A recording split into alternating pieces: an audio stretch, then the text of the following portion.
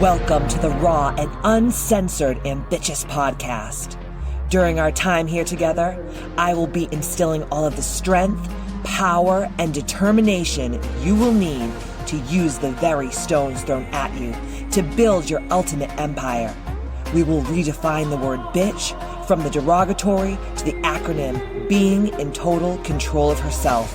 So let's adjust our crowns and prepare to live life ambitiously. Yeah, here I am, the original HBIC, Katie motherfucking Boyd. And on the last episode of this installment of the Ambitchious podcast for 2024, we had one of the best conversations that I've had in such a long time with my good friend and mentorship client, Dr. Sazia Norin, MD. Dr. Sazia is a board-certified family medicine physician and aesthetic specialist. Dr. Sazia is highly skilled and compassionate board-certified family medicine physician with a specialized focus in aesthetics. She's been practicing medicine for the last couple of decades with a foundation in comprehensive patient care and a passion for enhancing natural beauty. Dr. Norin seamlessly blends science and artistry to help her patients look and feel their best. After earning her medical degree, Dr. Sazia completed her residency in family medicine at New Hampshire Dartmouth Family Medicine Residency, where she gained her expertise in comprehensive holistic care. Recognizing the power of aesthetics to boost confidence and improve well-being, she pursued advanced training in non-surgical cosmetic treatments, including neurotoxin, dermal fillers, PDO thread lifting, skin rejuvenation, and so much more. She attended many hands-on training courses both abroad and here in the United States. And as a founder of New Me Aesthetics, Dr. Sazia is dedicated to providing personalized and result-driven care. With a commitment to using cutting-edge technology and evidence-based treatments, she creates customized plans tailored to each patient's unique goals. When not in the clinic, Dr. Sazia enjoys spending time with her beautiful family and awesome friends. She loves traveling, has a passion for music, and enjoys cooking for friends and family. She's happily married with 2 wonderful children. Dr. Sazia believes that beauty is timeless and healthy living is essential in conquering that goal. Her mission is to help every patient achieve that confidence from inside as well as from the outside. And that's just Dr. Sazia's bio, but we had the best conversation.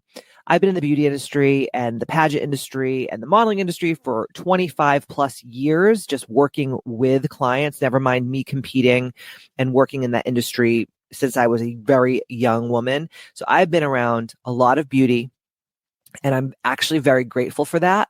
And I think I do know a lot about this industry, but Dr. Sazia, our conversation, she schooled my ass in so many ways.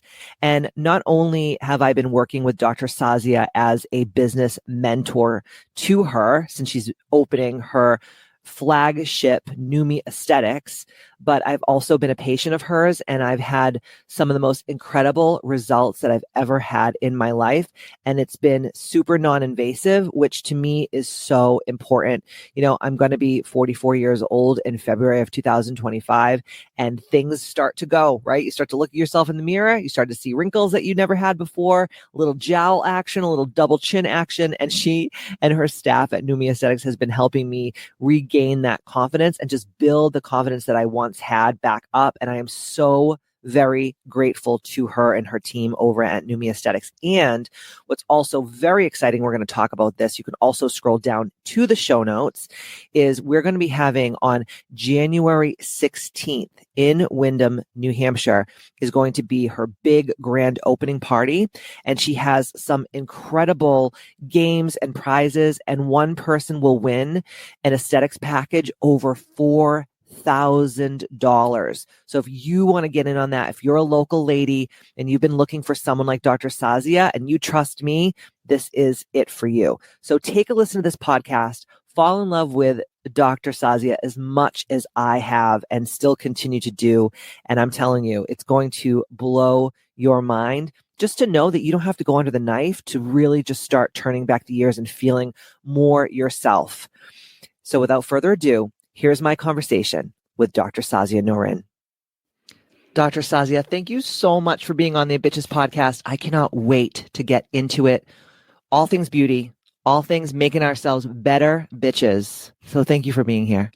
It's my pleasure to be here with you, Katie. And I'm so glad and happy that you invited me for this podcast. It is my pleasure. And I want to tell everybody, I met Dr. Sazia a couple months ago through our good friend, Tanya Russell. Yes. Shout out to Tanya. Shout out to Tanya. We love Tanya. She's the best. And she was saying to me, she's like, you have to meet this woman. She's right up your alley. Because Tanya knows too, I'm very into health. Obviously, you know I am. And I love aesthetics. And I grew up in the beauty industry. Right. So anytime people want to talk to me about neurotoxins and fillers and lasers and all that, I am game, honey. I am game. So I love also that you're a physician. Thank you. Because a lot of people who are in the aesthetics world, they're not physicians. And that's no shade to anybody out there. But there's something about being in a physician's hands, especially when you're injecting and doing things that, and we can get into this, and I really want to get into this on the podcast today, especially when you're putting needles in people's faces. And as you know, people are really scared and trepidatious about having anything done to them because they're like, what if I look crazy? Absolutely, yeah. And to have a doctor do those things to you, to me, just put me so much at ease. And I have recently been working with Dr. Sazia. I want to talk all about what we've been doing together, which is so exciting. And you're fixing my chin, man. Yes, we will. Please help me more. Listen, guys, if you're watching this at home, I have a little weak chin. And it's so sad because it's my genetics, man. I can't help myself. But when I turn to the side, I look like an old painting from the 1600s where their family was inbreeding. And you're going to help me with that. I appreciate it. You already have. Yes, it's already looking better, Katie. Thank you, friends. And sometimes it takes few sessions to make it perfect. Yes. Balance. I love that about you too, because you're not let's just gun-ho fill your face up with a bunch of stuff. You're very much about slow and really letting it settle and seeing, because I've seen some people just pump people's faces full of craziness. And it's, you have to wait for it to dissolve. Exactly. Or you have to dissolve it, which we all know is no fun. Exactly. It's not fun. So I want to bring the listeners on a little magic carpet ride through the life of Dr. Sazia. So when did you become an MD? What made you get into the medical field? And where are you from originally? Okay. I want your whole, tell me your life story. All right. There you go. So I'm born and brought up in Bangladesh, and until 1999 when I moved to USA. So I have two brothers, and I'm the only daughter. Yes. And my father was a civil engineer, and both my brothers are.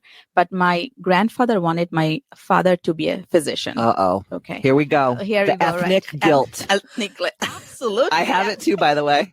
It's very common in our culture back then. I would not say it right now. It's getting less now. Less now. But back in the day, it was you are a lawyer, you are a doctor or engineer. Yes. Yeah. This is the three things in our society. Mm-hmm. So my dad wanted me to be a physician. Okay. So I said, okay, why me? Why not my brother? Yeah, come on. I said, I think you can do it. So that's how the medicine get into me. And when I used to see people in white coat, it's make me so happy. Oh. And then I said, okay, I have to be one that wearing that white coat. Wow. So that's how I got into liking the medicine. Then I applied for med school back in my country. And then I graduated from med school in Bangladesh 1998. Wow. And then moved to USA 1999. So when you came to the US, even though you had a medicine degree, a medical degree from Bangladesh, did it transfer over or did you have to come here? Because I know I have a lot of friends that are I was a doctor in my country and then I came here and I was a taxi cab driver for 6 years, which I don't think was your story. Not story, but that's a very common story for many foreign grads. It's not easy to get into the US, residency programs. Yes. So what I had to do at first when I came to USA, it's a funny story. I came to USA and I told my husband that I do not want to pursue medicine. Really? Yes. And my husband was okay. He was a PhD student back then in New York. And he said, yeah, whatever you want to do, it's up to you. I'm not Right. going to push you or, tell you anything. course. You are an adult.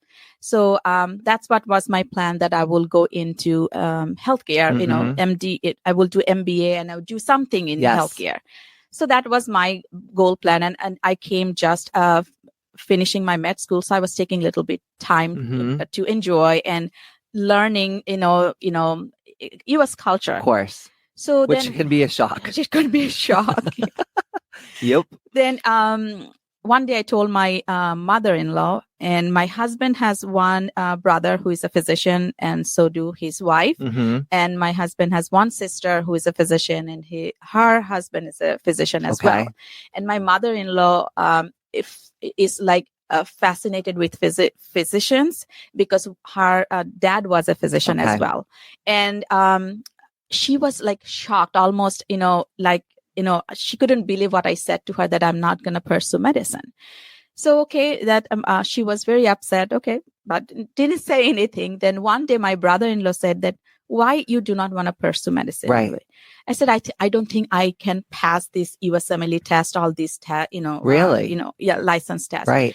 And he said, you didn't even try. It's very true. He has a point. Right. I said, I learned from my husband that how difficult it was for him.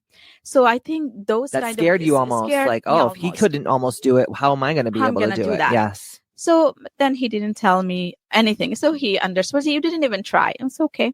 And then I was, that kind of, bring me something. Okay, that's true that I didn't even try. How would I say that I'm not gonna pass? And I'm a very competitive person. Yes. Okay. So when back home, when I was in high school and college, I used to watch TV all the time. Mm-hmm. And my youngest brother was a bookish, and he studied all the time.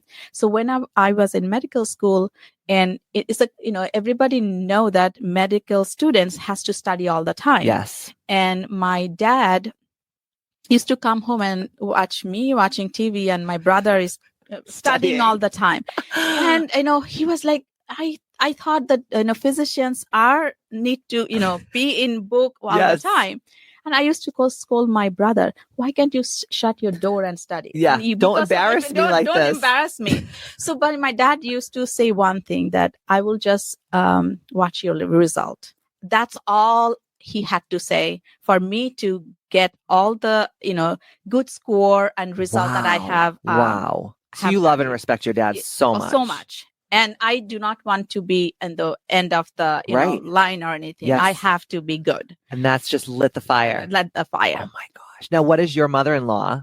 Is she still with us? No, she passed Before away. She passed, was she so proud of you that you went and did this? Yes. Was she like, thank God? Oh my God. Yeah. And I am grateful to her, so then my story started, I moved from Queens to Bronx. Oh my gosh. Yes. I love that area though. Good food. Yes. And good fun. Food. Yeah. So then I wanted to work because, I studied medicine in English in Bangladesh, but we spoke in English. No, we used to speak Bengali. So my husband said, you need to brush up your English, of course. Common things. So I found a job through a friend, a doctor's office as a medical assistant. And I had to take an, EKG and phlebotomy course. Yes. And then I started working with a wonderful cardiologist and OBGYN surgeon. So it was a wonderful environment. So I started working. And I was thinking that I collected my USMLE book that I'm going to start. Mm-hmm. I got pregnant. Okay. So I got pregnant. I was working and studying a little bit. But when I had my daughter, I decided to stay with her. Mm-hmm. So I chose to be with her, and I never regretted, and I will never regret about it. Oh my gosh, it's such a gift. It's a gift which I couldn't give it to my son. So 3 years I was with her. So by this time, almost 5 years passed. And you were in New York. When 2001, I moved to Massachusetts. Okay. Okay. So almost 5 years, and in graduation and time lapse before residency is very, very crucial. Of course. So when my daughter is 3.5, I had to decide that no, I have to do something. Otherwise, there is no chance that I will Right. get into residency. Right. So I learned how to drive in probably a couple of weeks. My God. I put my daughter in daycare. That was the toughest, heart-wrenching day for me. Then started studying 14 hours a day in Kaplan in Massachusetts, Boston. Wow. So now I have shorter time. I have to get this, license done before 7 years, which I couldn't apply many residency program. So I was blessed with my mother, who was with me to support, and when my mother used to go to visit Bangladesh, my sister-in-law, my husband's oldest sister, used to come stay with my daughter. This. That's awesome. So, yes, my inspiration was my mother-in-law, but without my mom's support, I couldn't be where I am right now. I'm sure.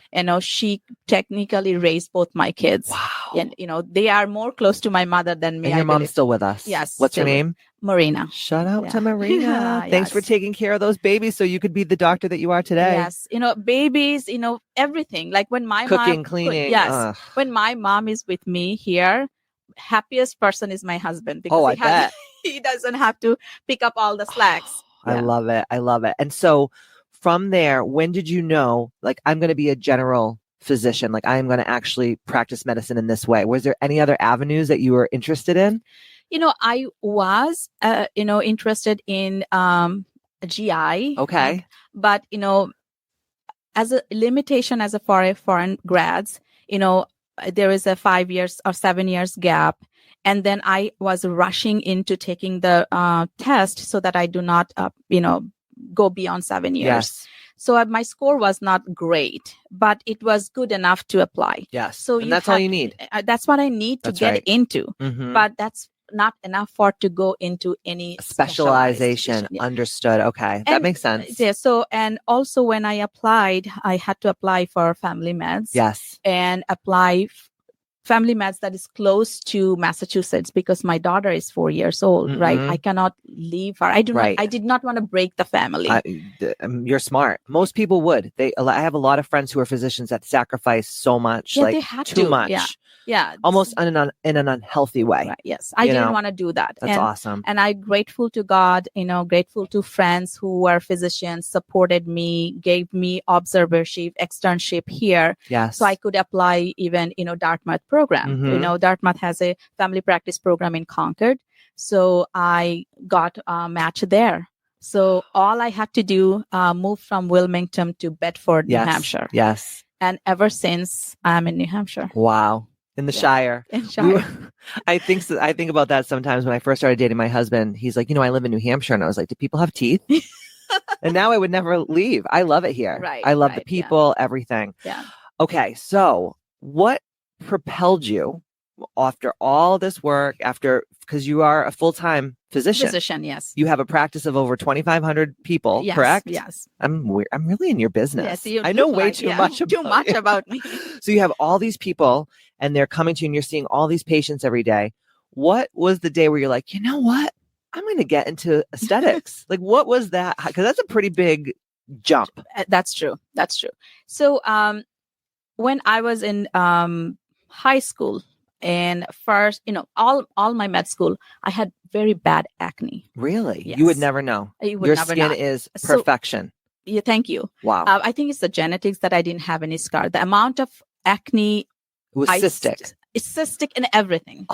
So 8 years, back then in Bangladesh, whatever my parents could try everything, but it didn't do there anything. Wasn't like what we have now. No, nothing. It was like Clearasil and like some Noxzema. Not even Clearasil. Seriously. Yeah. Wow. And in Bangladesh, it's a big beauty culture. Now, not was back it then. No. So now it's like, okay, so it wasn't as much as it is now. No. I always thought it was like, that culture is all about beauty and the women and the skin and more like natural thing, but not now that world becomes small because of the internet, right? So everybody knows what's going on around the world. Right, right. So they, get those, knowledge and services back to country. So when you had acne, your parents were like putting all kinds of stuff on your face, Like what? I can say there was some, turmeric. Yeah. And Anti-inflammatory. Right, anti-inflammatory. Wow. There is some, topical thing. And Right. I was on doxycycline for a while. Yes. Which ruins your gut. Exactly. So it's like you're trading one thing for the other thing. Right. And there was no makeup concept then, right? No, I was walking around you couldn't with cover it. Yeah, no. Walking around with hyperpigmented face, oh my God. I don't want And when you're a woman of color, right, you hyperpigment like a bastard. Oh my God. Because I'm Portuguese and I get the worst hyperpigmentation too. It's horrible. It is. So I think skin is always a part of me that need to be taken care of. Yes. And as a primary care doctor, we talk about wellness, of course, health, and beauty comes. Yeah. And when I started to see changes in me, and one day before COVID, I was talking to my manager that, and I also like to do some procedure in the office. So as a family physician, I had that, opportunity or, skills. I can do some dermatological procedure in the office. So I think that's a, instant gratification that you get that, oh my God, I did that. I, popped that abscess. I popped this, And you know how you felt with your acne and you know how it feels to have that. So when you have people come in, I bet you have teenage kids that come in all the time and your heart must break for them because you know how they feel. Yeah. And I feel my daughter got the same thing. So she had acne too. So it's totally genetic. It's totally genetic. I did too. Yeah. My mom had terrible acne and you would never know because of oily skin. Exactly. So I just thank God that I don't have any scar. And I pray for that she doesn't have either, Well, she has you. Yeah, but thank God. But they know better than me, right? All of them do until they don't, and then they come to you and say, "I know that I was an asshole, and now I'm ready to listen." Right? Yeah. So now that she is 23, so she knows that mom knows something. Yes, you totally do. Right, yeah. And so, because of your acne experience, that kind of always stuck with you. So, when was it like I'm going to do this? So I was focusing on makeup, right? When I don't sleep, I need to go to YouTube. Oh, you're a makeup tutorial girl? Yeah. I used to do that a lot. Okay. A lot, learning and all these things, how to do contour and all these things. It's an art. It's an art. Yeah. So then before COVID, I was talking to my office manager, I wanted to do something new to can bring to my practice and creative. Yeah, because it is what you do is so creative. When you do lips and the fillers, it's an art. Yeah. So and she said, Dr. Naren, you can get talks to your practice. So really, is that possible? So I think it's possible. And she used to work for a plastic surgeon group, and she said, okay, I can get you training. And I said, okay. I got very interested. Wow. And at the similar time, I had a colleague who was getting into aesthetics, and she was working part-time for St. Joseph where I work. Yes. So I was in touch with her. So knowing that she's taking the leap. So I said, okay, I will try that. I was talking to her after that discussion. I talked to her, and then COVID hit. Yeah. And everything fell apart. Of course. Then towards the end of 2021, I think I asked her, I wanted to pursue that. And at that time, I have another physician in my practice, and she also got interested. So we both got interested to us. Okay, let's train ourselves. And if we can bring that to our practice. At that time, we were trying to get into our primary care practice. Yes.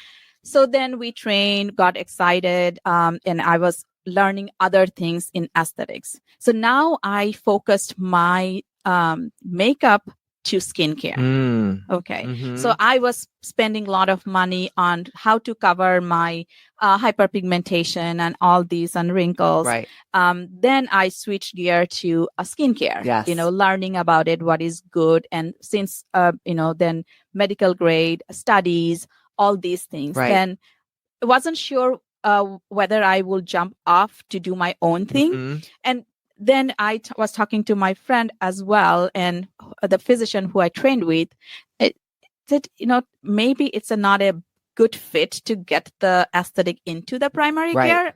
Maybe it's the opposite. Opposite. If it would make sense if I had the practice, like my private practice. It's not a private practice. Right.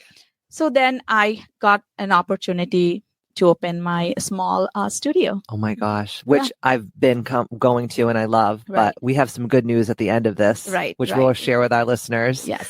And when did you open your studio? What was the year? 2022? I think, yes, 2022 in November, I opened my LLC, then rent the room. Yes. And then this January, I started seeing 2 patients. One of my friend who came and another new client. Then slowly it's, I started. I also love this story so much because all the women that listen to this podcast, they want to be better. They desire to be better. They also want that motivation, the inspiration, because, it's scary to do new things, but to hear someone like you who has so much to lose as a physician, exactly, right? Yeah. And to be like, hey, I just started with 2 patients, 2 clients. Right. To me, that's such a testament because I think that in this day and age, as you know, everyone wants that instant gratification, which, I coach a lot of people in business and a lot of people I've been doing this for 3 minutes and I don't have any clients yet. And I'm like, calm down, it will come. And I also think that the more we get nervous about it, it actually blocks people from coming in. And so you saying, hey, I started this little practice with 2 people. And now it's grown to what it is today, and it is going to keep growing. That to me is so inspirational because it's a true story of grit and tenacity and determination and not being afraid of just having 2 clients to start your practice. Because I think a lot of people are like, I'll start it when I'm fully booked. Yes. That's, every practice is different. Right. So my turning point, I just wanted to go back. Yeah. Turning point, like when you started see changes in yourself. Yes. And you have the knowledge and you have the interest and you wanted to do, eager to do. I think that's when I took the leap that, okay, I have the knowledge. I can train myself. Yes. I went to med school, so I can train myself. Not a ding-a-ling. So I wanted to help myself and my friends, my family, my client, in conscious decision about the opportunity you have in this world. Yes. There are so many things out there in aesthetic. It's keep, growing, but you need to know what is right for you. That's right. As Katie said, you deal with needle, you break the skin. You don't know what's underneath. No. Right. So you need to be knowledgeable about what you're doing. Yes. Yes. Respect to everyone, whoever doing this aesthetics, but depth of knowledge is very important. Important. I also think too, when you're a physician and people are coming in because you do a lot of general. Yeah. So someone can come in and my knee hurts. Someone can come in, my shoulder hurts. I have a sniffly nose. I have a sore throat, a plethora of things. And they come in and they get their treatment or they get their medicine. And you probably don't see them again until they're sick again. Right. With aesthetics, it's something about watching someone grow and evolve. And and that's why I do what I do too, because I love watching people look at themselves and be like, wow, look at how much I've grown. Do you feel that same way? Yeah, same. There's something to it makes you feel good. That's what I said. Now when you do some procedure, you see why surgeon so satisfied and right. This person came in, they were screwed up. I fixed them, and now they have a quality of life again. Absolutely, that's so how, huge. That's how huge. You see, improvement in primary care, but it takes time, right? It takes time. It's if patience. People stick to what you tell them to do, exactly, because not everybody's a good patient. I'm a good patient. Okay, am I not? You are. Oh, thank you. Oh my God. All right. So let's talk about what New Me Aesthetics actually offers, because I also have testimonials because I've been working with you for a couple of months. I've been doing your skincare, which is amazing. Okay, and I'm a skincare hoochie mama. Mm-hmm. Okay. I have done it all. Right. But the stuff that I'm using from you now, and we can talk about that, is blowing my mind. And it's so crazy too, because when you were like, yeah, you're going to use a creamy cleanser. I was like, Dr. Sazia, no, I do not use creamy cleansers. I need something that's going to scrub every particle of skin down to my bone off of my face. And you're like, Katie, no. And it's so crazy now that I've given it a chance to have a creamy cleanser and put more moisture into my skin, because as you know, we both have oily skin. Right. So what do we think? Oily skin, we need to strip the oil. Right. But I noticed that when I was stripping the oil all the time out of my skin, I was getting more acne because my body was overproducing oil. Right. And now that I'm putting all this moisture in my skin, it's it's night and day. Yes. And all the little fine lines and wrinkles around my eyes, which listen, we're all going to get old. It's Right, the right. story of the day. But I've noticed it's plumper. And when I smile, I don't see it as much. Perfect. And I've only been doing it for like, what, 4 weeks? Yes. So that's huge. So let's talk about what Numi actually offers. So I want to go through the gamut. Okay. And I also would love if you could just briefly, and maybe you can just sprinkle it in there, talk about like when people should start getting this stuff, because I have these fights with people sometimes because I started getting neurotoxin, which was Botox at the time. Right. That's all they really had back in the day. Back then, yeah. Because I was 26 years old when I first started getting Botox, and everyone's like, "You're crazy. You're crazy. Like you should wait till you're older." And I will always, my brain worked, stop the wrinkles before they start. Right. So my mom was like so mad at me. She's like, because my mom's a nurse, right? So she's like, "Oh my God, I can't believe you're doing this. You're crazy. Your face is gonna fall off. That's what's normal back then, right? No one knew. Now it's like, who cares? Yeah. You know, it's like going to get a pedicure and a manicure, going to get your like neurotoxin. Exactly. So like, when should people start doing certain things? Like, when should people start? I mean, skincare should be from day one. But a lot of people don't. They don't spend money on skincare because they're like, oh, when I'm older, I'll buy expensive skincare. I'll just use the crap from CVS. And I'm like, honey. You already damaged your skin. You're done. Yeah. You're already, because people think, oh, the wrinkles come when I'm in my 40s, but the wrinkles already started in your 20s when you were sitting out in the sun all damn day, right? Yeah. So what does Numi offer? Let's go through the gamut. Okay. So I wanted to tell you what Numi means, though. Yeah. Oh, okay. Tell me. So NEU, actually NEW, which is new. Yes. And ME, I flip the E to I, MI. Yes. So new me. Yes. So you new. Okay. We're becoming new us. So Numi offer a variety of services. So neurotoxins. Yes. Dermal filler. We have two different kind of dermal filler. One is the HA filler, hyaluronic acid, which when we inject it, you see the instant improvement. Yes. And we have other type of filler which called biostimulatory filler, which is newer. New. 9 years out there, but it's like you don't see the improvement right away, but it's like triggering your body own fibroblast to produce collagen. So more natural looking. Yeah. Okay. So there is no filler. It's just triggering your body. Because the hyaluronic acid filler, which people have used forever, that's what's giving these people this pillow face look. That's everyone's talking about the pillow face. You see all these people, they look normal, and all of a sudden their head's like 3 times the size because they've just been getting filler and over for so many years, and it pulls water because it's hyaluronic acid. Yeah. And it doesn't, if study have shown that after 10 years, you still have the hyaluronic filler. So incredible. So what do you like using better? So I like both depending on different things. So what would you use like a hyaluronic acid filler for? Like what would be your like drug of choice when you would do that? Like what would you be filling? So if someone needs a chin augmentation. Oh, who's that? I don't know anyone that needs a chin augmentation. So you can do that. Okay. But I don't have hyaluronic acid in my. You do I? Yeah. What is mine called? That's a RHA. RHA. What does it stand? Do you know what it stands for? Oh God, I love how I put you on the spot.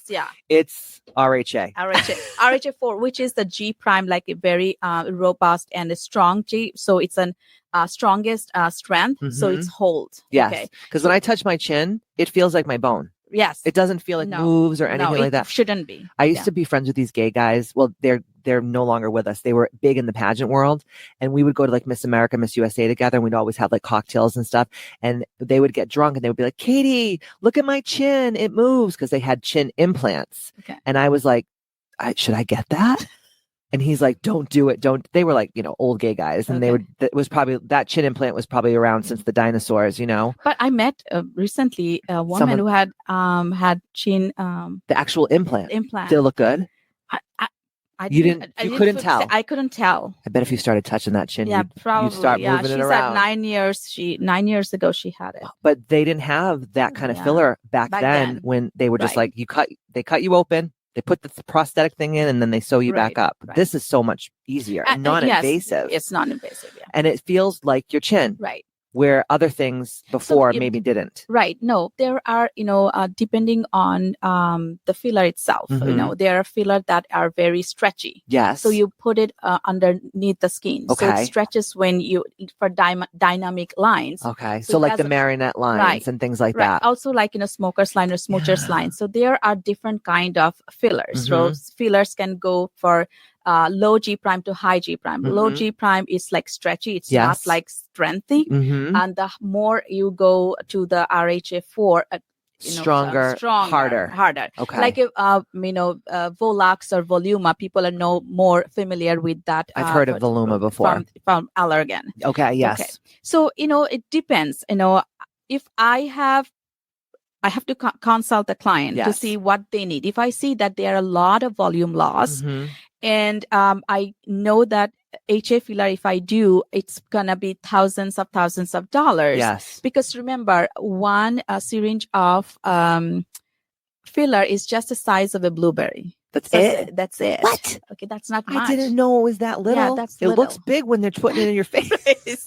Yeah, but that much. So okay. So depending. So if you need a lot, because say you're older, you got thin, really thin. I would do biostimulatory because it would work. It would fill a little bit, but it would make your collagen, your own collagen happen. Yeah, right. Okay. So interesting. Right. And it's not going to happen in a one session. Okay. How long usually? It depends. One syringe per decades of age. One syringe per decade of age. For the biostimulatory filler. Okay. Yeah. So I'm 43. So you need 4. Good God. For starting up. Yes. Okay.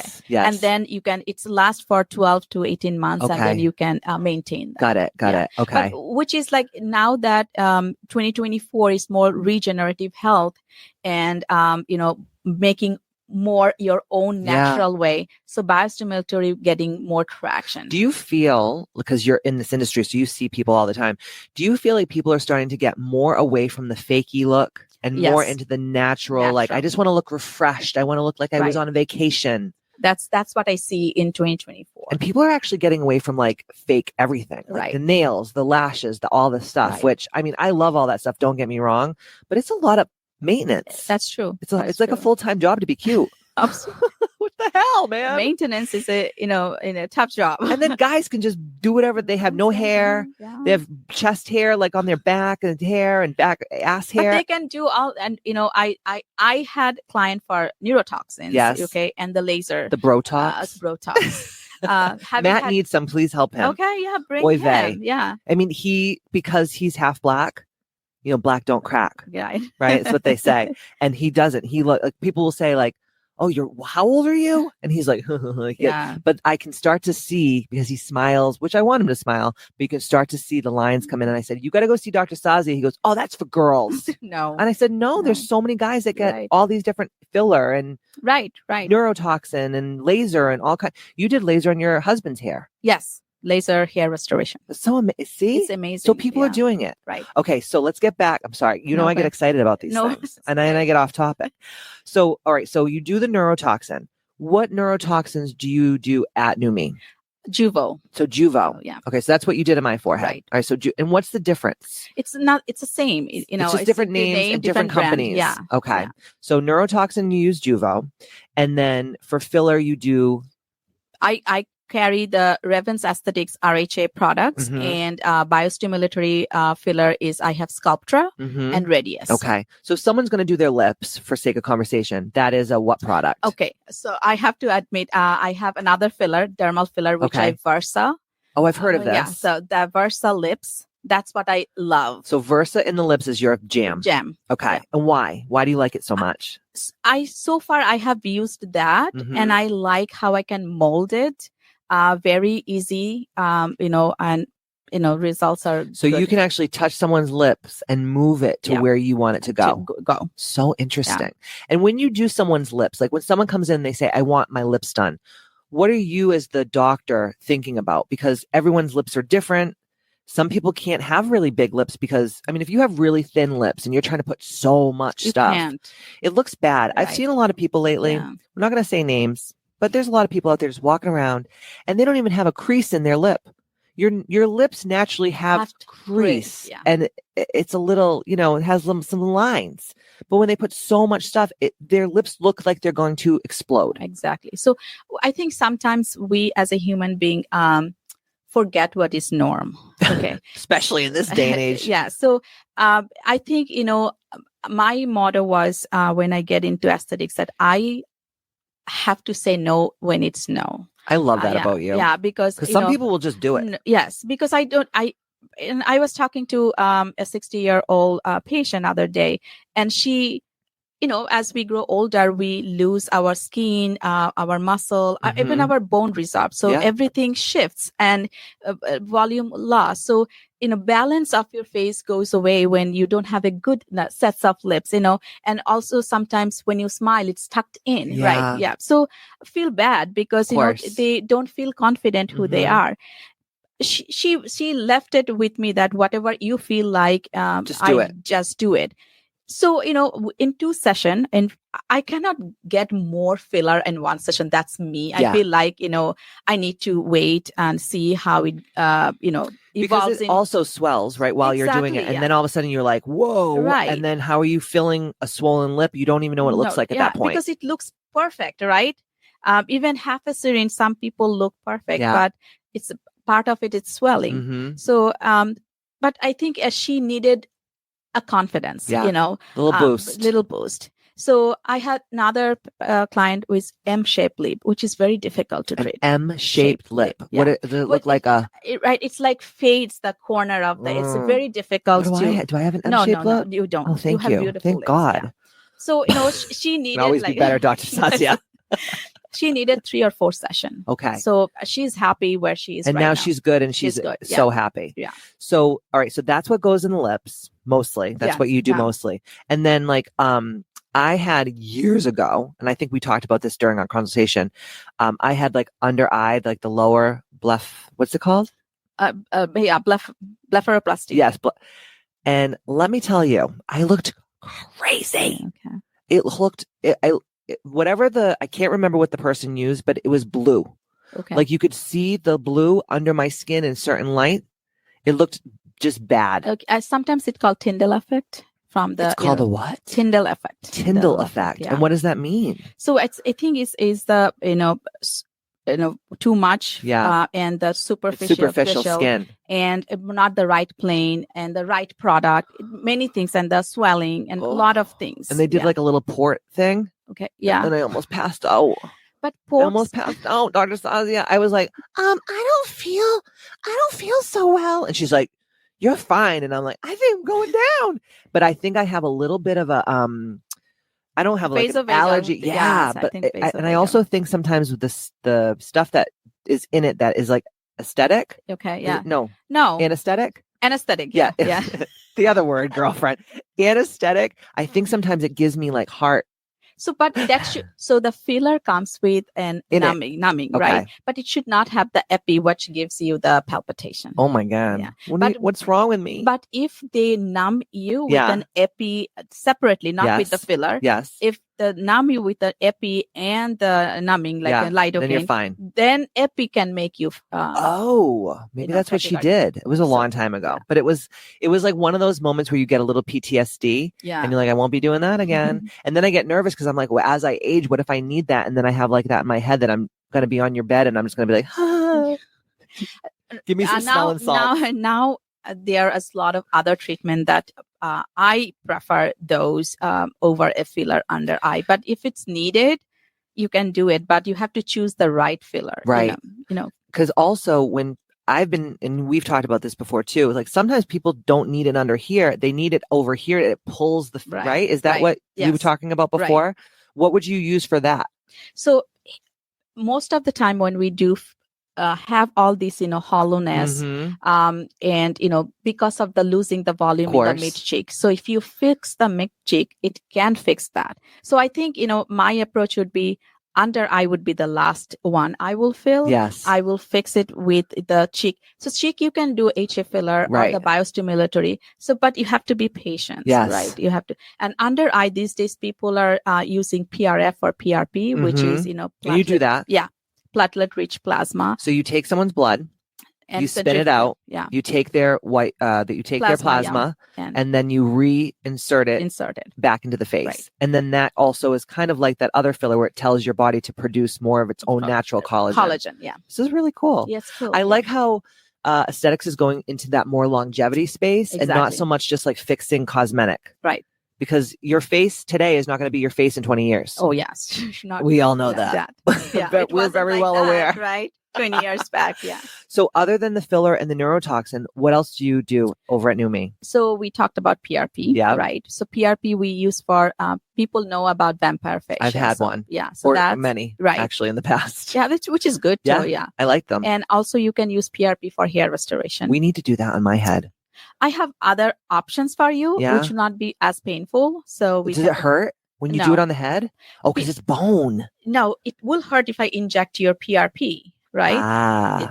But the other services that I have with laser and exosome, laser and Carafactor, it's not painful at all.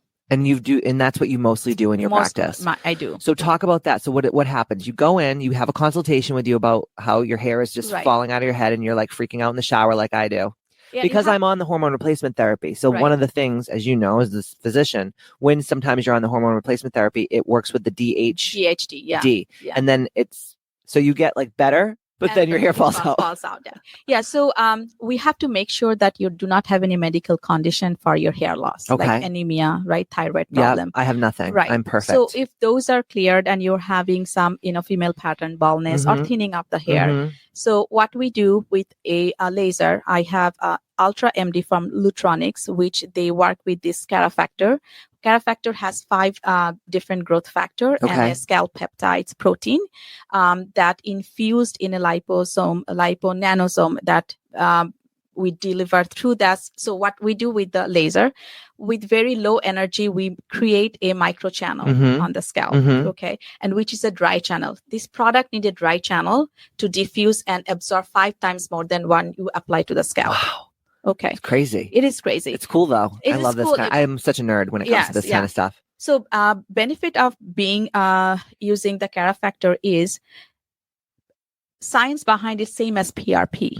Okay. So but it is lab created. So you know that everything is positive, right? No negative. Right. And PRP also depends on how good your lifestyle is, right? If you're taking the cells and you're like you've been on a bender for about a month drinking and doing drugs and what are you doing? If you're a smoker, you're an alcoholic and you don't have a healthy lifestyle. Or you just eat terribly. Right. So your PRP will not be, you cannot gauge how good that PRP is. It may be good and maybe not. But with that, it's like, this is from a lab and it's perfect. Perfect. I like that. Yeah. And it's a 6 session. It's not painful at all. It feels like a sunburn. Okay. And then I apply this, refrigerated product. So it's cool. So it feels nice. Feels nice. Yeah. And 10 minutes of red light therapy to activate the product on the scalp. Awesome. And you go home and apply a serum every night and also get a, shampoo and conditioner to use. Yes. And I recommend them Nutrafol. Okay. Yeah. For the vitamins. Yes. And the shampoo. I use the Nutrafol shampoo. It's good. Nutrafol supplements, not the shampoo. I do both. Okay. That's good. Yeah. Yeah. I mean, who knows if it's working? Yeah. If it's working, topical does work, but if you are deficient on the vitamins, it will help.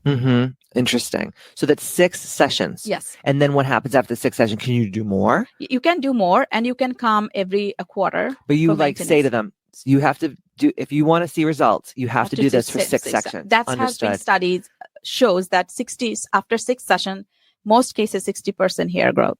Awesome. And not only hair growth, it prevents the hair falling. Yeah. And actually the study has shown the hair diameter gets thicker. Oh, yeah. That's awesome. Yeah. And then you have all these incredible tools too that you do for facials, because I've had a couple facials and they were amazing. Yes. So tell us about all the different things you have for facials. Okay. So first, I will say the category like lowest, medium, and the luxurious. So I have a mask called CO2 Lift Pro mask, which I converted into a facial with a dermaplaning. Okay, so people book that. I do the dermaplane and apply the CO2 Lift Mhm. Pro mask for almost in 45 minutes. Yeah.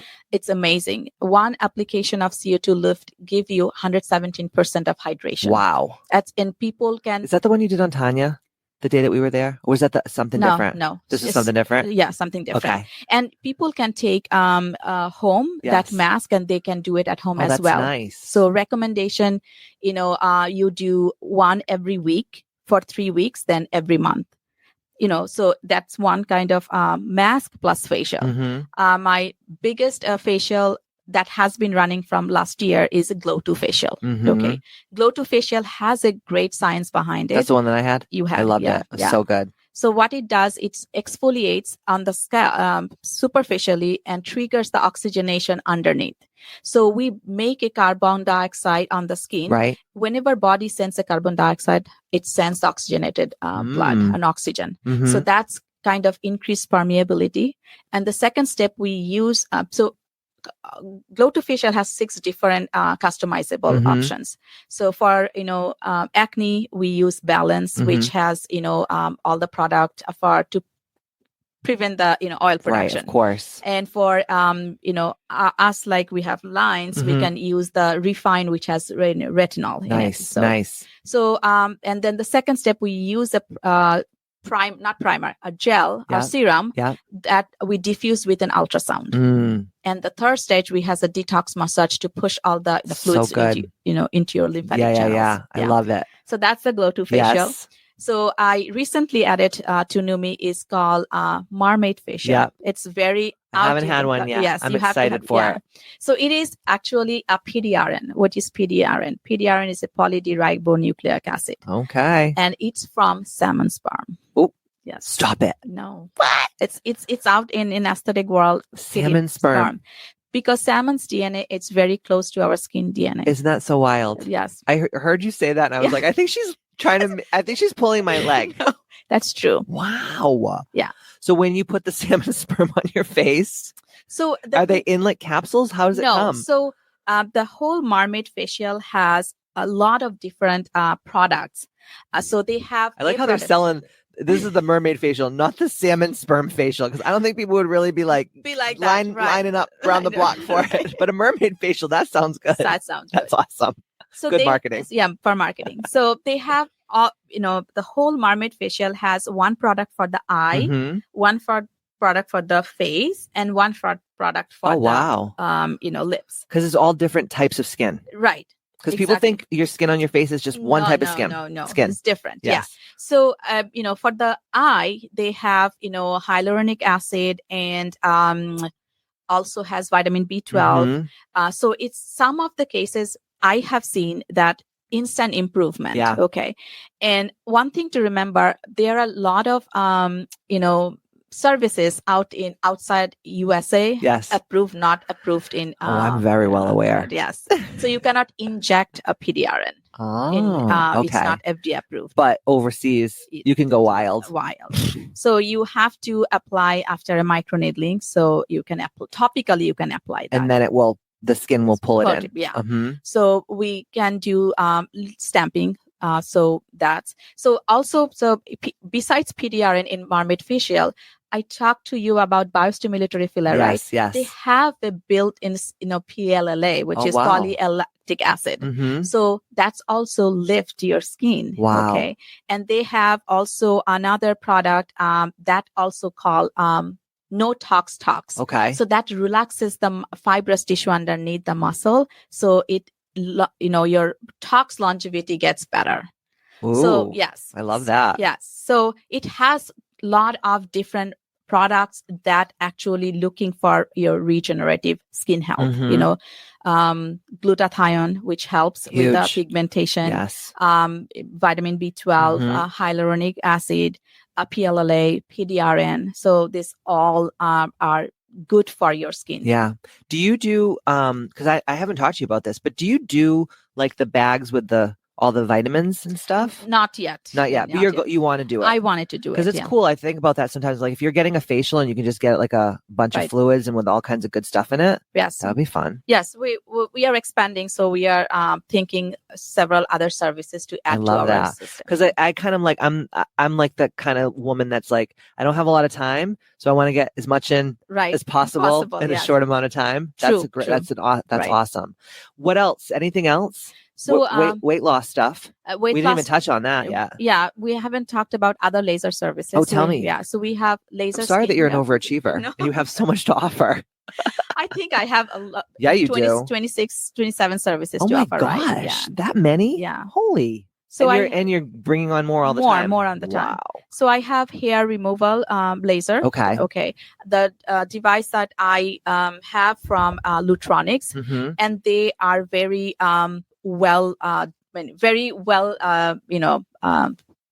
very popular and very effective devices. So I do carry their 3 services. One is RF microneedling, which for collagen production, for fine lines and laxity. I have Ultra MD, what's laser skin resurfacing. Okay. So you can, which is non-ablative. So is that what Kristen had when I saw you guys last time? She had it was like a peel. Was it the laser that you used on her face? She had like a chemical peel. Okay. Yes, so it's different than that it's one. It's a different. Okay. So I do recommend everyone. Laser is the way to go. Laser is it. Laser is it. I think when people think laser, though, they feel like they're fake because, you see these people online and they have this laser thing and their faces are so scary. And then they take their whole face comes off like a mask. Right. So that's not it. That I don't have that yet, but CO2. You go, I don't have that yet. CO2 laser. That is CO2 laser where your whole skin evaporate. But the result is phenomenal with this. Phenomenal. But you have to be careful. For people of color, they should not be just screwing around with that. Because you can hyperpigment. Oh yeah. So if your whole face is one big hyperpigmentation, yeah. So it's more for people who have lighter skin. Yeah. Okay. And people these days, time is an essence, right? For CO2 laser, yes, you will get a phenomenal result, but downtime could be 10 days, oh my 2 God. weeks, right? Yeah, I was watching like a Real Housewife Bravo girl, and she had it done, and I was like, I didn't even recognize her face when she was, right after. Yes. But then, oh my God, she looks like 20 years younger. Exactly, yeah. Crazy. Yeah. It's painful. It should be a little bit painful even we numb it for 45 minutes. Oh. Yeah. But non-ablative, it's just it's column of the laser goes in and produce the collagen effect. So it's not like whole face. Right. But it's also improve your pigmentation, sun damage, actinic keratosis, fine lines. So I have a service. It's called Total Skin Solution. Okay. Which is in and out. So we do in and out. I mean inside the skin and outside the skin. Yes. So RF microneedling to volume. So make your foundation of your house, and on top of it, non-ablative laser is like a fresh coat of painting. I love it. Yeah. So I love it. And there's no real downtime. No real downtime. Wow. Yeah. I am a skin type 4, so I went to work next day without any problem. No problem. Yeah. But some people are more sensitive. So they need, at least 24 hours. Yeah. But when we do Total Skin Solution, we use the CO2 Lift Pro Mask or Exosome to bring the redness like 50% down by the end of the day. I love that. Yeah. And you do chemical peels as well. Yes, I do. Yes. What chemical peels do you use? I do carry medium strength VI peel. I've had one. I've had one before. They're good. They're good. So, and I have, they have 5 different, indication to use it, 5 different types. And also they have the body type. And if you are getting a VI peel, do you do like one a month? Is there like, what's the 3 at least? So 3 to get like great results. Great result. And 1 every 4 weeks. When it's not sunny. If you're a sun worshiper, you're not going to be doing chemical peels. My thing is, and also came in VI peel. They say you can do it during the summertime, but you have to follow the protocol. Yeah, you can't be outside the next day on the beach. Right. Yeah. If any procedure that you do at any med spa, aftercare is crucial.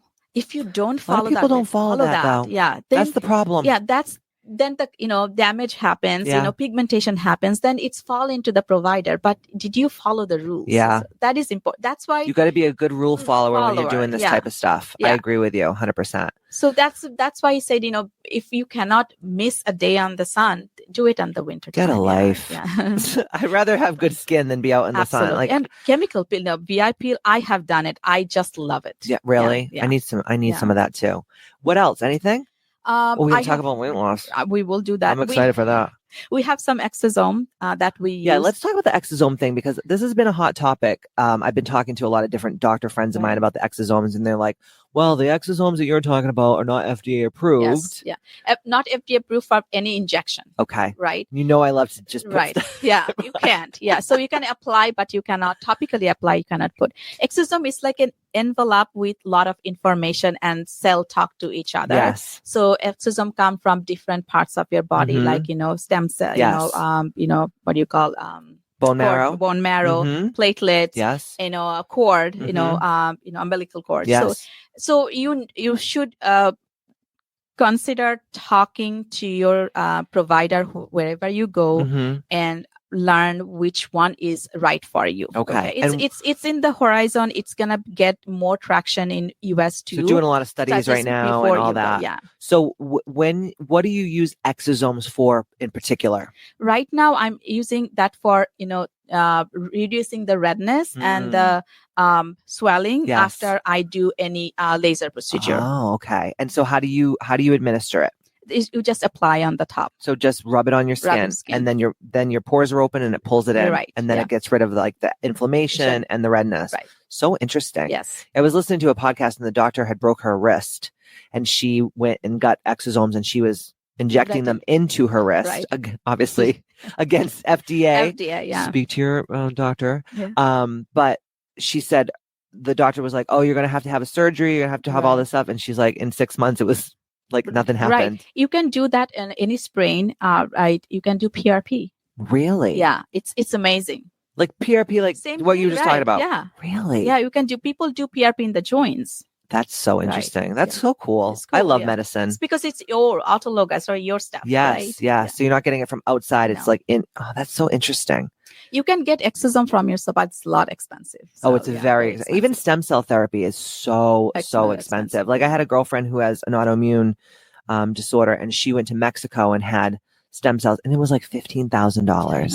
I know. And she had to stay for like a month in Mexico and keep going back all the time to this place. And she's doing amazingly well now, but I don't know a lot of people that are just like blowing $15,000 on stem cells, hoping, fingers crossed, that it works. Works, yes. So it's more studies are doing, so it's evolving. That's awesome. Yeah. That's awesome. What else? Anything? I have some skin boosters. Okay. So Clarity Skin Booster has, one, they have two different kind. One is for pigmentation. Yes. And for another is for, regeneration, like fine lines. So one has more like niacinamide glutathione that helps with the pigmentation. Another one is a retinol, mostly hyaluronic based. So you can apply again after laser, after microneedling. So you can apply that. When you do laser for pigmentation, you can use the Clarity Ruby to enhance the work of the laser putting this. So it's all helpers. They're all helping each other. Now the skincare that I'm on, I'm obsessed with it. A lot of the girls at my studio, like Fatima came in the other day and she's like, feel my skin. Yeah, it's Botox in a bottle. Looks so. She walked in the other day to the studio and I was like, bitch, where have you been? And she's like, Dr. Sazia. Yeah, I think she's using TNS. Yes, that's what it is. Yes. So, did you get TNS? It's the Botox in a bottle. Yes. Okay. From the girl. in Medica, right? Yeah.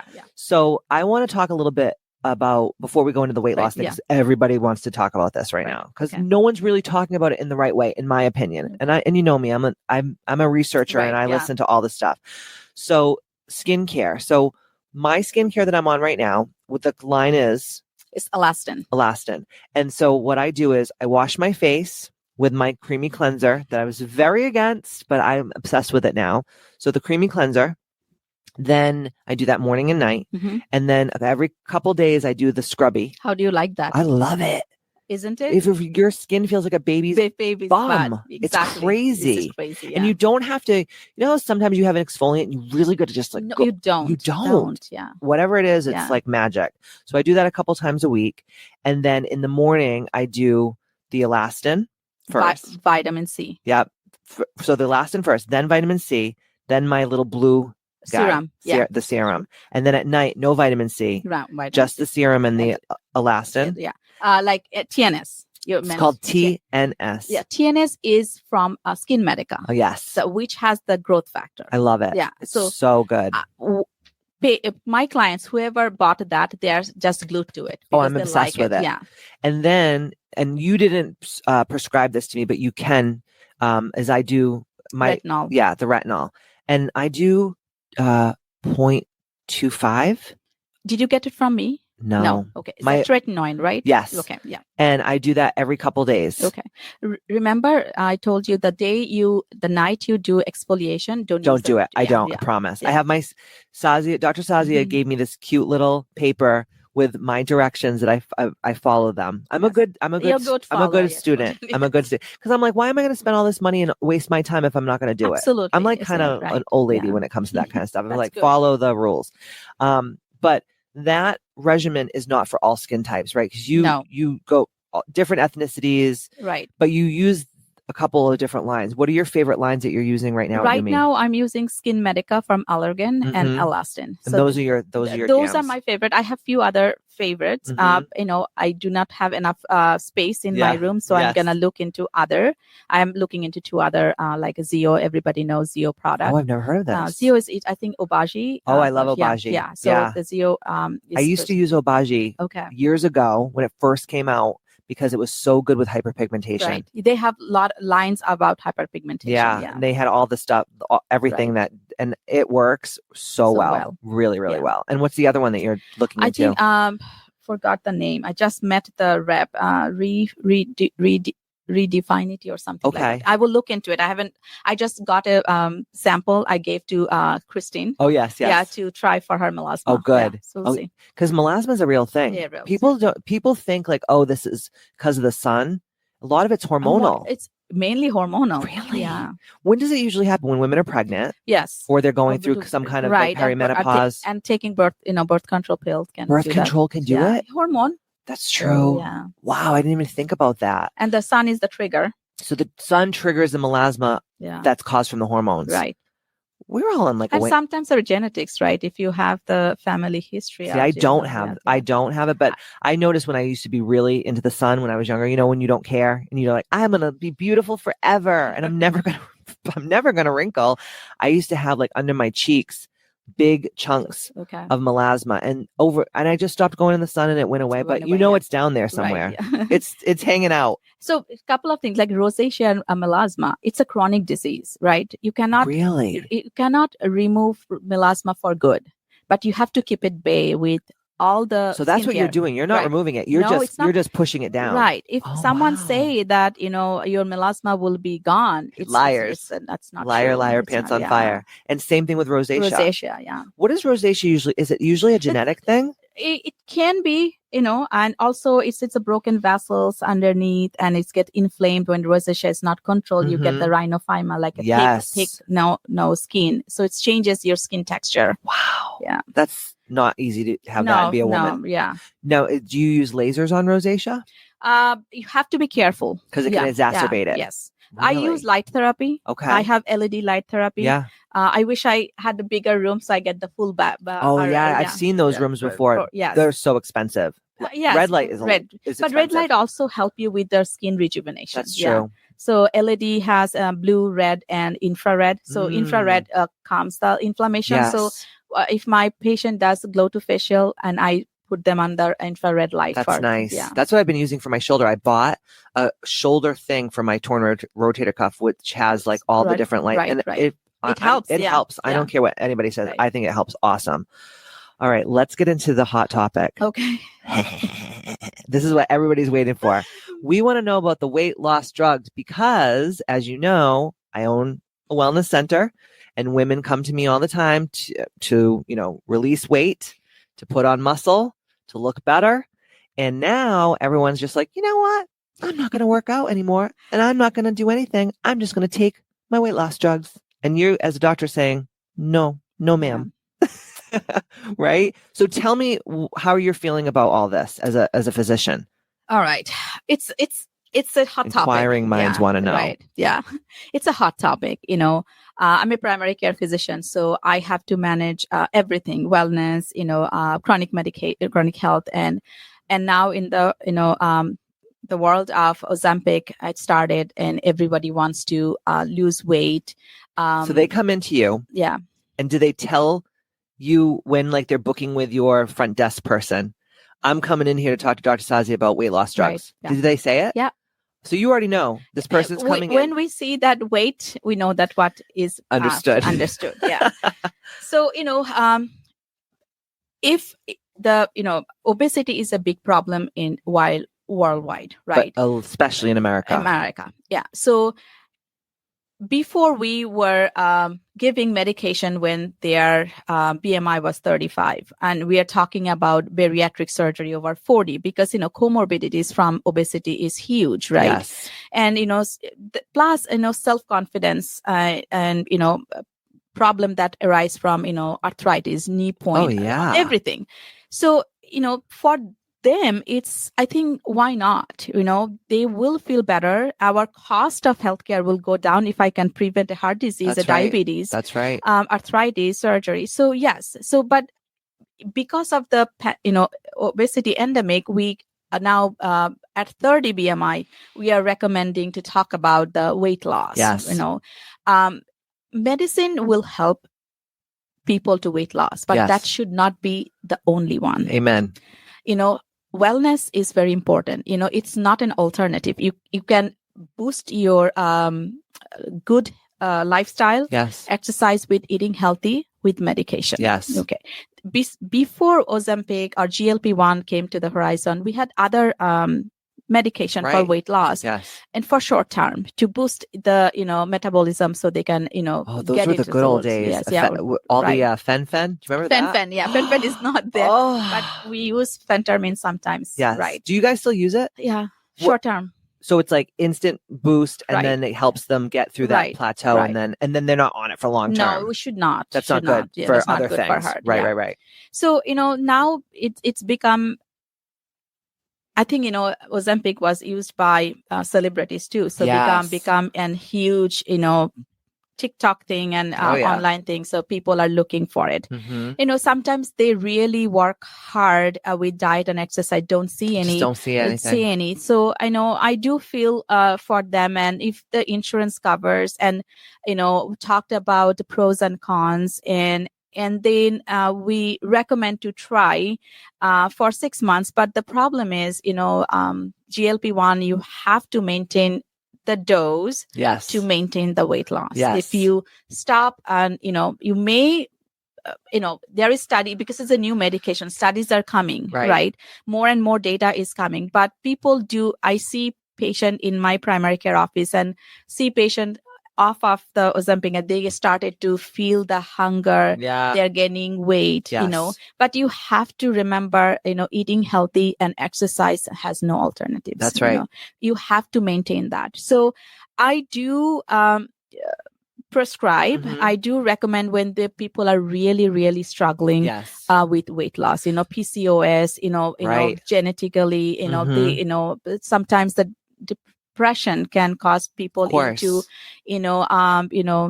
hunger, right? They're eating. So, and sometimes people don't have means to exercise because they have arthritis, so, or some kind of orthopedic issues, of course, right? So you need to be cautious about prescribing it to help people, right? But counseling is important, just not to hold on to this as a crutch to live a healthy life. Please, one major thing is, I wanted to tell everyone that, sarcopenia, which is loss of muscle, if you lose muscle, you lose the, best part of your body. That's right? Muscle has everything, it will run your metabolism. Mm-hmm. So you do not look good when you lost that much weight, because you're going to lose fat from your face. Now you're going to look saggy. Yes. And, I have seen a couple of, patients that, early 40s, but That's okay. early 40s. So you're a busy lady. Sometimes people call you,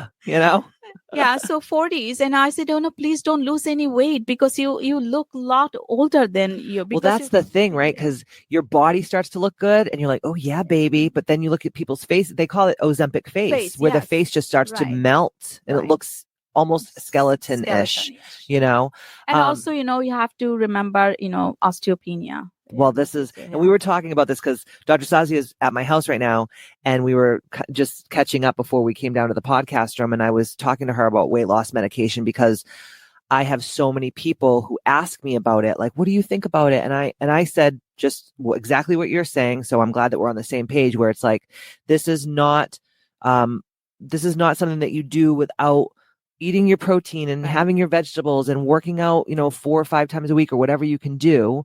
Now, obviously, if you have an orthopedic issue and you're obese, that's a whole different story. But mostly people that I talk to, they're in great health. Right. They just want a little something extra.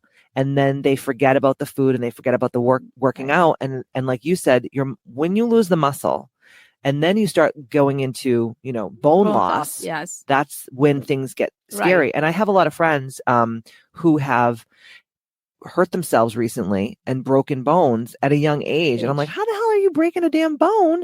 And it's like, because they're not doing that resistance training to grow the muscle. And also resistance training does help bone density. Exactly. Yeah. Weight bearing exercise is absolutely important. But a lot of people want to take that easy road out. And I just think if they're going to do it, they have to do it with the food, with the exercise, and also, like you said, you made a really good point, with the counseling, because if someone has, if they're using food as a crutch, right, or they're always hungry, sometimes a lot of it comes from trauma. Right. Right. And if they're not going maybe to see a therapist or some kind of alternative person that's going to help them, I just think it's just putting a Band-Aid on the problem. Right.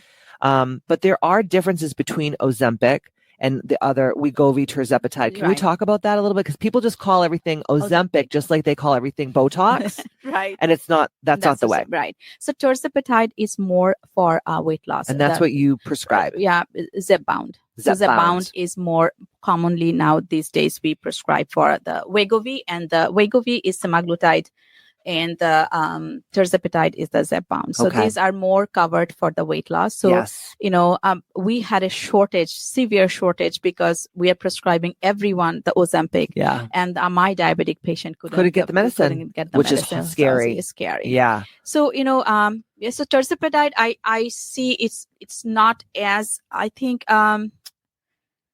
side effects from nausea, everything has a side everything effects, yeah. So and everybody's side effects are going to be different, and some may have none. None, exactly. Right. Yeah.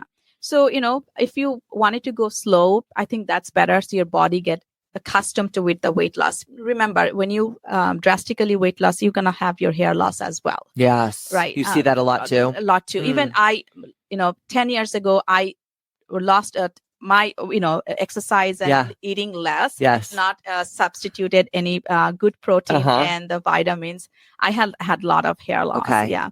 So I had personal experience. So make sure that you eat good protein and exercise to maintain your muscle mass. That is very important, and your bones. You may look good now, but in future, when we already started to lose the bone density, we can be in a dangerous situation. Absolutely. So you do not want to go there. What is the mechanism on how it works? So like you take a shot once a week, and you do it subcutaneously, usually in your belly, right? And it's easy because you don't have to draw. It's already pre-done and almost like a pen. It's very easy. So you literally just touch it to your skin, press it down, and it just goes. It goes. So crazy.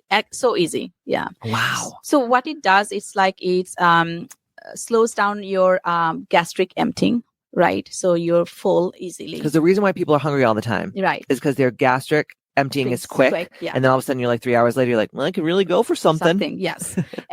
And your appetite center is telling you, okay, the ghrelin, the lep, all that. Yes. and you don't feel like, okay, I have to have anything. Yes. So you could actually almost like fast. Yes. For For longer longer times time. between meals. Right.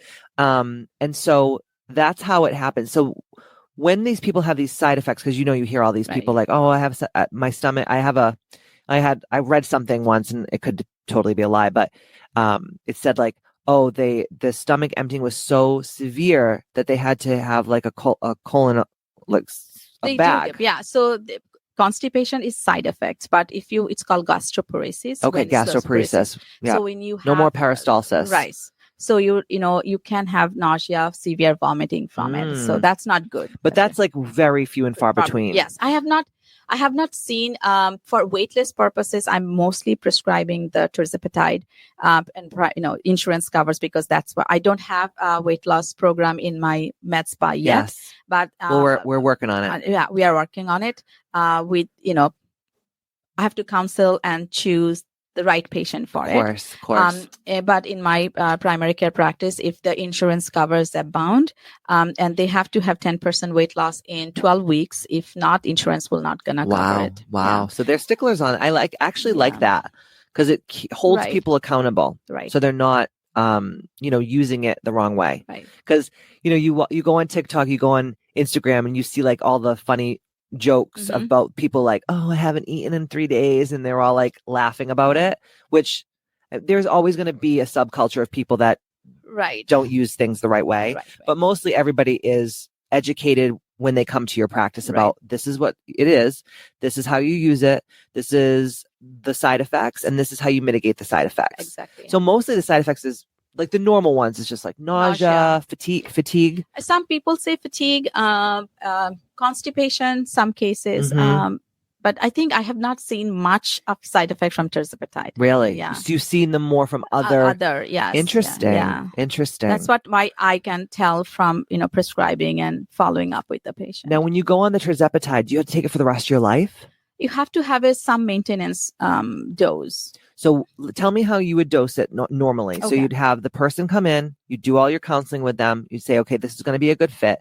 Would you do it first for them and show them, or it's pretty easy? It's easy. I've seen it done before. I think it's primary care, we don't. I tell them to go to their manufacturer website. Yes, and they probably have videos and all kinds of stuff. Tell them how to do it. They can find it's so easy. Yeah. It's nothing like rocket science. So it has to be lowest dose 2.5 milligram for tirzepatide and Ozempic 0.25 milligram once a week for 4 weeks. Okay. If they have the same dose every week for 4 weeks, and then what happens? So if they tolerated that well and no side effects, the following month they go up to 5 milligrams. Okay. Yeah. And then again, they started to lose weight or no lose weight. Sometimes you see the scale moving, but you don't see much of the movement. Yeah. When you're in your body, it's hard. Like I could see you and go, oh my God, Sazia, you look so good. And you're like, really? Yeah. And then because you're in your body. You don't have that same experience. Right. And some people do start weight loss at 2.5. Some people have to probably 7. It's from the patient. Wow. Okay. Yeah, how high is the highest dose? 15 milligrams. 15 milligrams. Yeah. Okay. And some people go all the way to 15 milligram and wanted to stay on 15 milligram for few months. Okay. And sometimes I have a patient, but she gets her tirzepatide from other place because her insurance probably doesn't cover. So she is now on a lowest dose of maintenance. Got it. Okay. So she completed 1 year of treatment, but she has to have a maintenance. And how much did she lose? Actually, she lost a lot, I think 80 pounds, and she had to go for plastic surgery. Yeah, she had loose skin. Oh, that's the worst. Yeah. But you gotta do what you gotta do. She had a severe spinal stenosis problem. Oh, wow. And she's feeling great. That's awesome. Yeah. That's awesome. Have you seen it work for people that have like PCOS and different things like that have like real metabolic disorders? I think, they started. I have not started anyone yet, but I have heard that it works. That's awesome. Yeah, because people were like, oh, you're having Dr. Sazia and you're going to talk about weight loss, like weight loss drugs. And I was like, absolutely, because I love learning. Yeah. And I have so many clients that take it, or different types, right? And I want to make sure that me as the coach and the trainer all know as well, like what people are doing, because the worst thing is when people start talking about something and you're like, I have no idea, and I think it's just so interesting, and I'm all about it. I am not against it whatsoever. I just, like anything, I just don't want people to abuse anything. No one should abuse anything, even aesthetics, right? So simple things that if you have a fuller lip, right, with the filler, that become norm for you, and then you want, that's not big enough. Bigger. Yes. So we need to understand what is norm, right? And also, if it, when you lose too much, remember, as we age, we're going to lose our facial fat. Do you want to transplant fat at that point when you lose that much? So be cautious about what you ask for, right? Yes. Because, not everyone blessed with a, full cheek, right? Yeah. And so if you lose too much now, then you're going to come to us for other things. Yes. So do what is best for you. Not, when you reach, like, let's see your BMI now 30 and you wanted to go to 25. That's good, which is a healthy BMI. Maybe 26 is not bad for you if you look healthy. It's what you look good at. Because when I used to compete in like pageants and stuff, I was 12% body fat. That's hard to keep as a woman. That's hard to keep yourself that low. So I would go on and off season. But I remember when I was younger, I was like, 21, and I was competing really competitively. And my grandmother used to say to me, well, you're going to get to a certain age where you're going to have to say, do I want a good face or do I want a good body? And I would be like, oh, Nana, shut up. And now I'm like, oh my God, no, it's a real thing. Like, it's almost like as we get older, we have to kind of keep a little bit of weight on our body. Yes. Healthy. Yeah. Because I notice when I start to lose weight, my face starts to look crazy. And then I'm like, all right, I like the way my body looks, but my face is looking a little crazy. So you're always walking that fine line. Lines, yeah. She knew before she exactly, because she was very wise. Yeah. So that is the problem. We are gonna see that you don't want to look. You wanted to lose weight, but you do not look old. Yes, because the weight loss ages people. Yeah. Why does it have to be this way, Dr. Sazia? I know. What else? Anything else that we didn't touch on? I think we touched on everything. We are, what else I do have in my practice? I'm thinking of bringing hormone replacement therapy. I'm so excited for that. And so that is coming. Because this is all really, and this is why I love you so much. You really get how holistic this all is, how everything works off of everything else. Right. It's like when you're because think about it, when you need hormone replacement therapy, you're about that age where you should probably also need a little bit of stuff in your face. Exactly. Yeah. You should start taking care of your skin a little bit better, and it all just kind of works symbiotically. Exactly. And women, I think, are waking up to really realize, like, we have to go about this in a holistic way. It's not just about filling your face with stuff. It's not just about losing weight. It's about feeling good. Because when I started hormone replacement therapy, I'd never thought in a million years I would have to do that. I was like, I take such good care of myself. I eat so well. I've always worked out. I always was in mindset on point. And then, when I started going to Dr. Applebaum, and he's like, yeah, you feel like this, you feel crazy, and you have anxiety, and you have all these things that you've never had before because your testosterone's in the toilet. Right. And how do we know unless we're getting proper blood work and we're working with the right doctors? Have you dabbled yourself in hormone replacement therapy? No. So have you had your labs done yet? Haven't. I love how I'm like, Dr. Sazia, we gotta get you in there. But I think everybody has. I don't care who you are. If you're over a certain age, your hormones are a little wild. You can tell by how you feel, right? Yes. You are running to practices, don't have enough sleep. You don't get, energetic, right? And, after menopause, where you are. Yes. So I don't know my exact number, but I can tell that it's low. It's low. But even me, like the doctors were like, you're not in perimenopause yet. But I'm like, why do I feel it this way? Right. And then when I found out that, my testosterone was so low, I was like, oh my God, it all makes sense. Right. And I think too, because I don't know if we've talked about this before, but women commit suicide the most on average between the ages of 45 and 60. Well, what happens between the ages of 45 and 60 on average? Menopause. Yeah. And then all these women like wake up one day and you look at your husband and you're like, I hate him. Who is this man that I'm living with? Why do I feel crazy? Why do I feel like shit? Why do I have no libido? Why am I feel like, for me, it was the lethargy and anxiety attacks where I felt like I was in total loss of control of myself, which that's so scary. It's scary, yeah. Especially when you're like us and we're control freaks. So when we don't feel in control, I mean, nothing is, in my opinion, worse than that. And when I started doing the hormone replacement therapy, swear to God, and I say this all the time, within a week, I felt like how I used to feel when I was like 27 years old. I was like, oh my God, I remember her. And I think it's such a tragedy that women they don't even know that this is a possibility for them. Right. And also, I don't know about your mom. My mom never told me, you're going to get about 40 years old. Shit's going to start getting weird. No, I didn't hear it from my mom. Who told you? You didn't hear it? No. No, my mother goes, that's just what happens. Yes. You just get to a certain age, you just dry up like an old corn husk and you just deal with it. And I'm like, we don't have to live like that. Yes. And that's really your mantra too. It's like, we can fix these things systematically.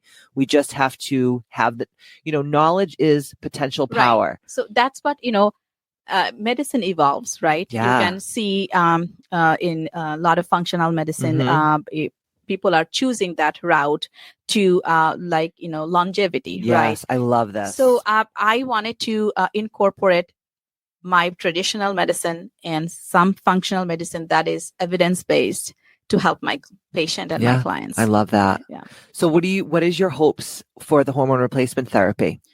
My hope is for women, men, all of them, to help with my skills, my knowledge, and safe practice with hormone replacement therapy for testosterone, estrogen, progesterone. Yeah, because not everybody. That's another thing too. People think hormone replacement therapy always means low testosterone, but it's not. It's not. Yeah, but you have to be very careful. I just started my training, and I had a wonderful training recently, and you can make someone horrible, even testosterone. So you need to know how much it's needed and the balance. So you don't want a big old chin hair. You get a whole beard. Yeah. So it's also art of medicine. So you need to go someone who knows all these.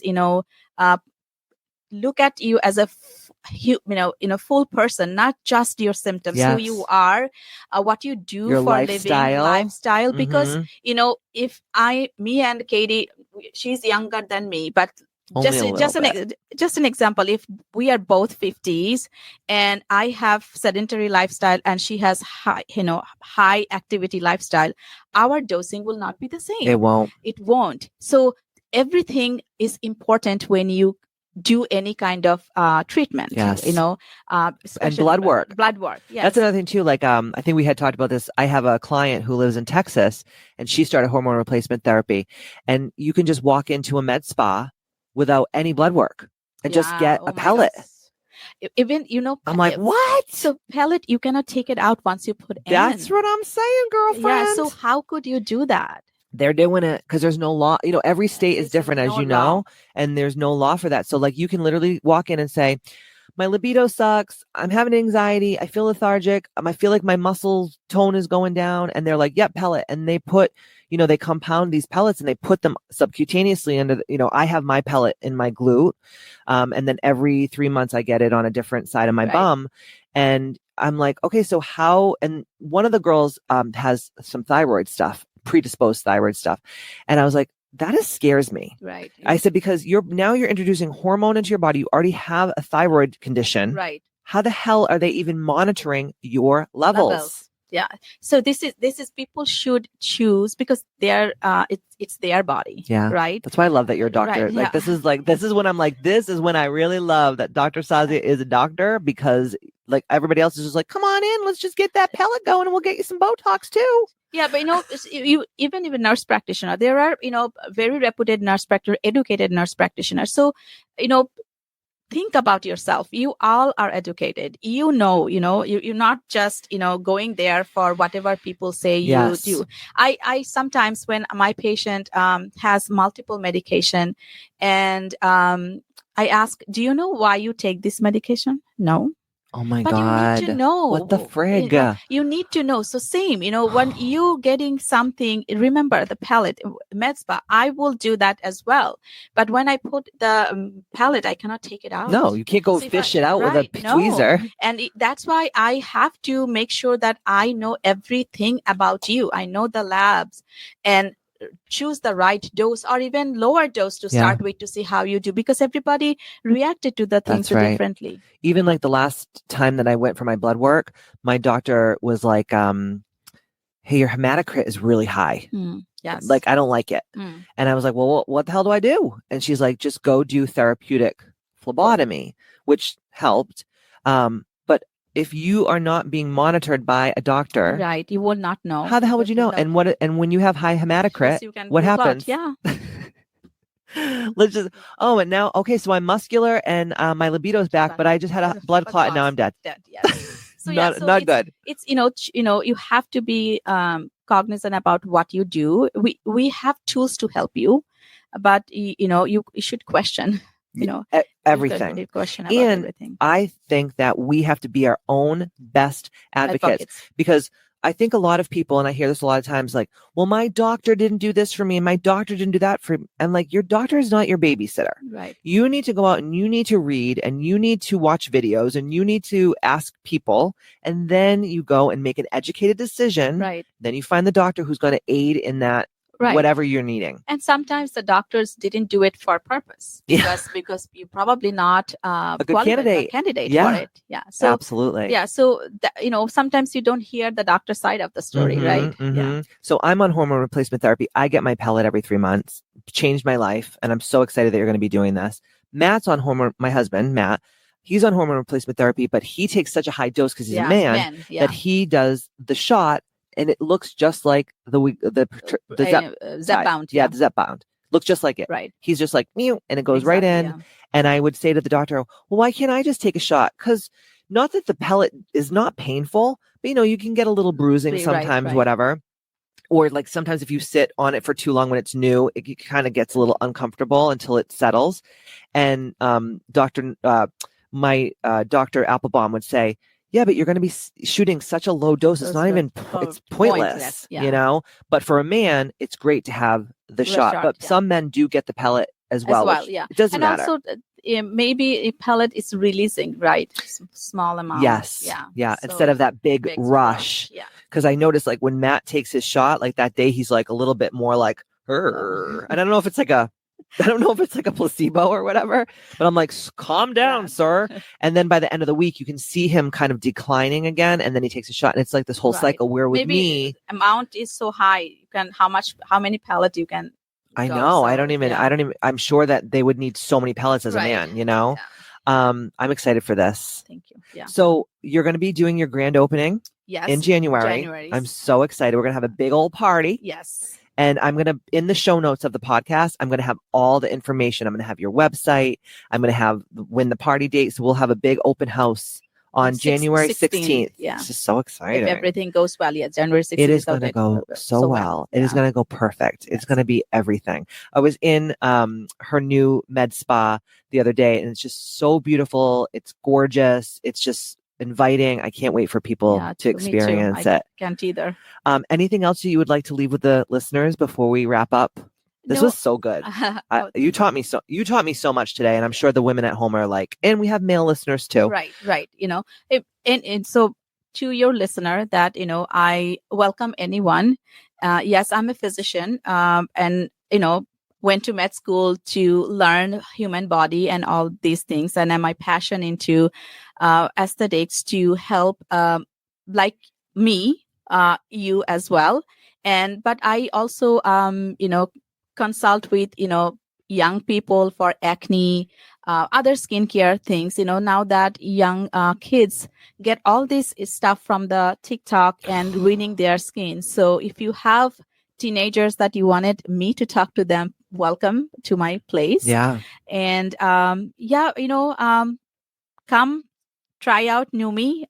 You will not regret. No, the I best. have also a nurse injector working with me.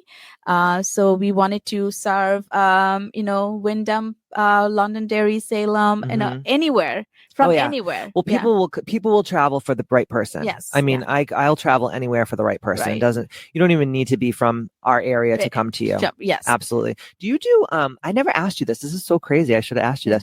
Do you ever do like virtual consults on people? I can do that. Yeah. That's awesome. Yeah. So we'll also give people the information, how to contact you, how to book. And for anyone out there that is listening to this podcast that contacts Dr. Sazia to do anything and they mention the Ambitchious podcast, you're going to give them an amazing hookup. Yes. I'll put that all in the show notes as well. It's going to be absolutely just an incredible experience. I've been doing this stuff for a really long time. Yes. I know everybody in the industry, and you just always made me feel just so good about myself, and everyone that's gone to you so far. Like Fatima and I were talking the other day in the studio, and she just goes, I've been doing this for a long time. She goes, I've never felt so cared for, so listened to. And she really like just took her time with me. And I think a lot of times, even in like physician practices, you have to hit a quota every day of how many people going. It's hard. Right. But I don't have to do that here. And that's what I love. But it's funny because I've gone to other doctors, injectors, and it's like a puppy mill. It's like boom, boom, boom, boom. I'm like, dude, you're not in that industry anymore. You have to take a little bit more time when you're starting to put stuff in people's faces. It's not like you're giving someone doxycycline or whatever. Absolutely. I think I know that's what my passion is. I have now luxury to take time to counsel, talk, and and I talk a lot when I talk to my patient. I love it though. Yeah. So I feel like patient need to know what I'm doing. Not just doing. So when they ask question, what I'm doing, why I'm choosing, I like that conversation. I think that builds the relationship with your provider. And then they're more comfortable to do more things down the road. Right. That, in my opinion. Dr. Sazia, this was amazing. You are such a great interviewer. Oh, I know you're like, you made me feel comfortable. Well, we're besties, so it's just like having a conversation over a cup of coffee. You guys, go to the show notes, check out everything that Dr. Sazia has to offer. You can always hit me up too and ask me any questions about Dr. Sazia because I'm her girl. I've been going to her and I absolutely love what she does. So you can email me at help@kbmfc.com. In the meantime, don't forget to stay ambitious, and I will see you next Tuesday.